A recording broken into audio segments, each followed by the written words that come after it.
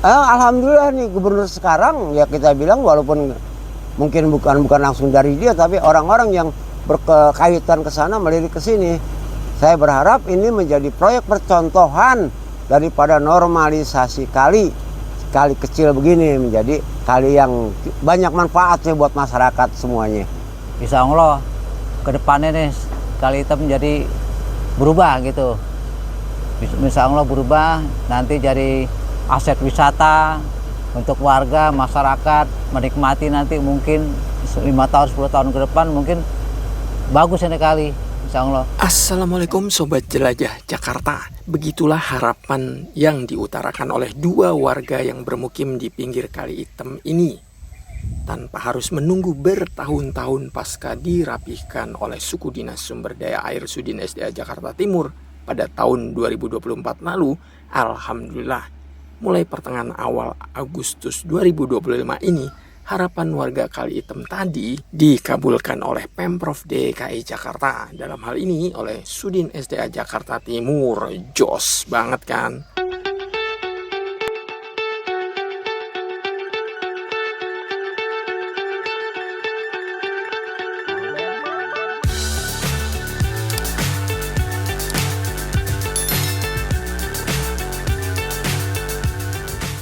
Sobat Jelajah Jakarta, setelah ditata rapi seperti ini, nantinya Kali Hitam ini akan diturap dengan menggunakan bronjong batu kali selebar 4 meter dengan panjang 350 meter di sisi kiri dan 300 meter di sisi kanan, di mana STA 0-nya atau lokasi awalnya dimulai dari jembatan ini, Sobat Jelajah Jakarta.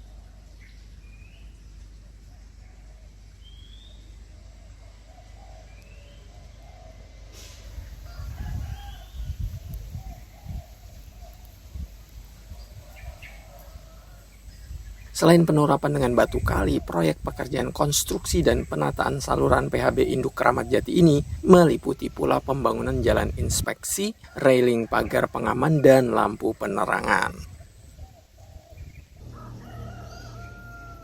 Sobat Jelajah Jakarta, sebelum Kali Hitam ditata dengan membangun bronjong batu kali serta pembangunan fasilitas penunjang lain, pihak Sudin SDA Jakarta Timur sempat mengundang sebagian warga yang tinggal di sisi kanan dan sisi kiri Kali Hitam untuk mendengarkan sosialisasi pada hari Jumat 1 Agustus 2025 lalu.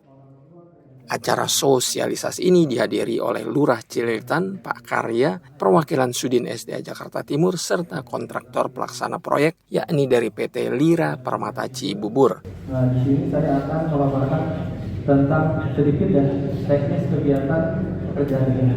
Yang pertama, data proyek, program pengelolaan dan pengembangan sistem drainase. Lalu kelihatannya pengelolaan dan pengembangan sistem drainase yang terhubung langsung dengan sungai lintas kabupaten kota kawasan strategis provinsi.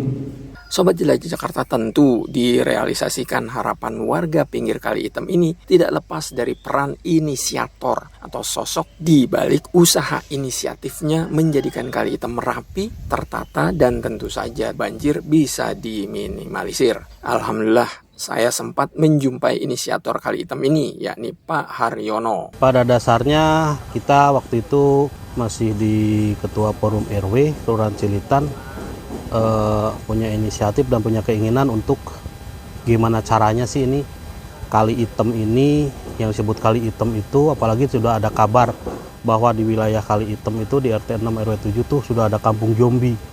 Hanya kita bersama-sama anggota Forum RW turun ke lapangan untuk melihat ternyata kali tersebut itu sangat dangkal sekali, dan kalau hujan itu sedikit aja hujan, walau baik itu hujan lokal ataupun hujan kiriman dari Bogor, selalu wilayahnya itu terutama RT 6, RW 7, RT 8, RW 7 selalu kena banjir.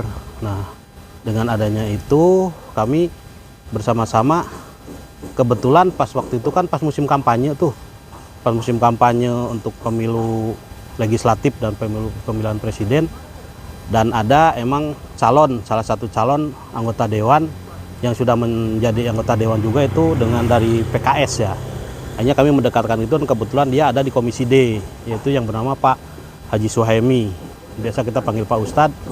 Nah, dengan itu Gayung menyambut bahwa dia itu akan memfasilitasi untuk nyampe usulan kami dan keinginan kami ini sampai ke baik itu gubernur ataupun SDA. Dengan berjalannya waktu, akhirnya beberapa bulan dari 2023 lah awalnya itu November atau Oktober, kita sampai ke bulan Desember, Januari kalau nggak salah langsung kita dengan intent berkonsultasi dengan Pak Suhaimi dan dengan dari dinas SDA, akhirnya turunlah itu alat berat. Alat berat satu tuh eskavator PC 200. Akhirnya berjalannya waktu tuh sampai ngeruk, dilebarin.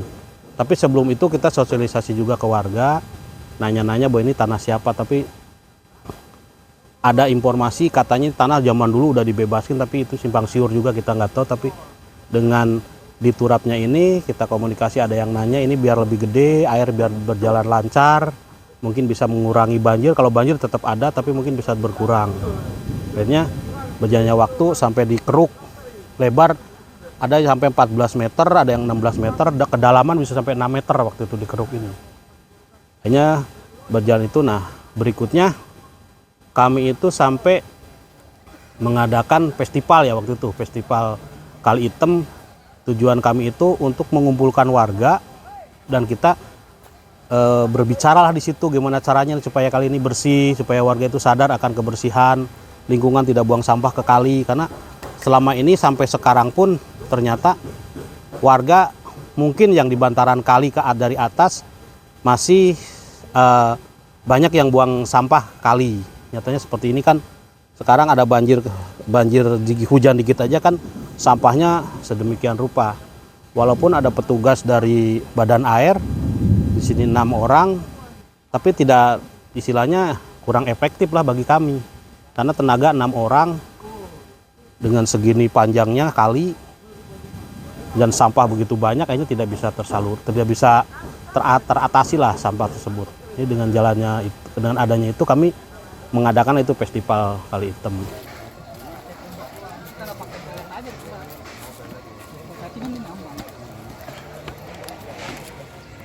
Dan alhamdulillah tujuan kami tadinya pingin kali ini bisa diturap atau dibronjong, kali ini bisa berfungsi untuk masyarakat, nantinya kali bisa bersih, airnya banyak, mungkin bisa dibikin destinasi wisata, tujuan kami gitu.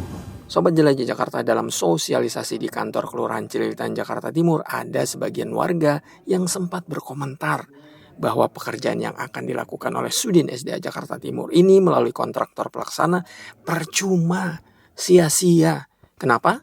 Karena turap dari bronjong hanya sepanjang 350 meter di sisi kanan dan sisi kiri. Artinya tidak sampai ke kampung zombie ini yang seringkali terdampak banjir. Namun menurut Pak Haryono, itikat baik Sudin SDA Jakarta Timur untuk mengabulkan harapan warga perlu diapresiasi. Pembangunan yang akan dilakukan nanti tidaklah percuma. Beliau percaya nanti turap bronjong tetap akan dibangun sampai kampung zombie ini.